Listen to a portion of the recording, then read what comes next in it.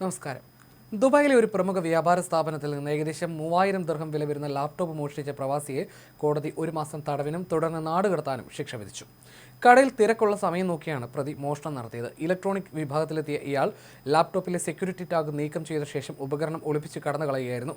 2 ദിവസത്തിനു ശേഷം security supervisor CCTV ദൃശ്യങ്ങൾ പരിശോധിച്ചപ്പോഴാണ് മോഷണം ശ്രദ്ധയിൽപ്പെട്ടത്. തുടർന്ന് പോലീസിൽ പരാതി നൽകുകയും അന്വേഷണത്തിനൊടുവിൽ പ്രതിയെ പിടികൂടുകയായിരുന്നു. ചോദ്യം ചെയ്യലിൽ പ്രതി കുറ്റം സമ്മതിച്ചെങ്കിലും കോടതിയിലെത്തിയപ്പോൾ കുറ്റം നിഷേധിച്ചു. എന്നാൽ CCTV ദൃശ്യങ്ങൾ നേരത്തെയുള്ള കുറ്റസമ്മതം തെളിവായി സ്വീകരിച്ച കോടതി പ്രതി കുറ്റക്കാരനാണെന്ന് കണ്ടെത്തുകയായിരുന്നു. 1 മാസത്തെ ജയിൽ ശിക്ഷയ്ക്ക് പുറമെ ലാപ്ടോപ്പിന്റെ വിലയായ 3000 ദിർഹം നഷ്ടപരിഹാരമായി നൽകാനും ശിക്ഷാ കാലാവധിക്ക് ശേഷം യുഎഇയിൽ നിന്ന് നാടുകടത്താനും കോടതി ഉത്തരവിട്ടു. കടകളിൽ സ്ഥാപിച്ചിരിക്കുന്ന നിരീക്ഷണ ക്യാമറകളുടെ സഹായത്തോടെയാണ് പ്രതിയെ വേഗത്തിൽ തിരിച്ചറിയാൻ സാധിച്ചത്.